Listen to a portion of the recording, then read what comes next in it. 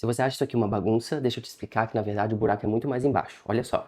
É verdade que os filhos de vocês já namoraram? Eles foram criados como irmãos, porque quando a gente casou, Rafael tinha 10, Isabela tinha 8, e aí, num determinado momento, eles começaram a olhar um pro outro de uma forma diferente. E namoraram 1 ano e meio, né? Quase 2 anos. Quando tava tudo bem, era tudo ótimo, eu tava tranquila. Ele também, a gente saía em família, mas eles terminaram mesmo, foi um caos e estresse total, porque cada um tomou as dores do próprio filho, e não teve como a gente não abalar o nosso relacionamento na época, e foi uma época bem difícil, assim. Foi. A gente quase se separou, mas Quase foi uma separação por atacado. Os filhos e os pais. Quando a gente fala em incesto, a gente não tá falando só de biologia, de relações eróticas entre pessoas do mesmo sangue, tá? Mas de uma barreira simbólica que organiza os lugares dentro de uma família e que faz com que os laços que existem dentro de uma família sejam totalmente diferentes do que tá lá fora. Que é justamente o que a gente não tá vendo aqui. Que família é essa em que os pais saem de casalzinho com seus próprios filhos? Em que os seus filhos dormem juntos em casa? Dormem. Na medida em que essa família abre mão dos limites que fariam dela uma família, eles são qualquer outra coisa, uma reunião de indivíduos numa mesma casa, mas não uma família.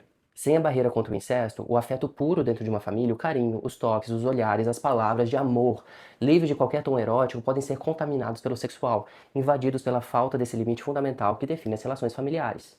Essa barreira não é inata, ninguém nasce com ela precisa ser construída e transmitida. E é aí que a gente chega no problema. Como é que a gente tem construído e transmitido a barreira contra o incesto com os nossos costumes de hoje? A gente precisa reconhecer, gostando ou não, que na medida em que os laços familiares se tornaram vulneráveis e as famílias são montadas, desmontadas e remontadas todos os dias, os nossos costumes fragilizam a construção e a transmissão da barreira contra o incesto.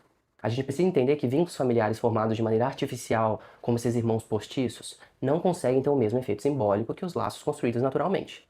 São dois indivíduos que devem ter uma relação que na prática se assemelha à relação entre irmãos, por causa da convivência e da intimidade, só que sem a proteção contra o incesto que viria de um contexto natural, de um desenvolvimento orgânico da relação entre irmãos. Ou seja, eles estão juntos como irmãos, mas sem a noção, a proteção que deveria existir entre irmãos. Portanto, eles estão muito mais suscetíveis à erotização desse vínculo, a acabar vendo esse outro, que é da família, como alguém do seu interesse afetivo ou sexual. E isso vale cada dia mais também para os irmãos postiços do mesmo sexo, sendo que eles acabam tendo ainda mais intimidade, às vezes dividem o mesmo quarto, ficam nus na frente um do outro, afinal, são do mesmo sexo e são praticamente irmãos. Isso vale também para os problemas mais profundos dessa desordem, quando não são dois adolescentes que se enamoram, mas o irmão mais velho que abusa do irmão mais novo.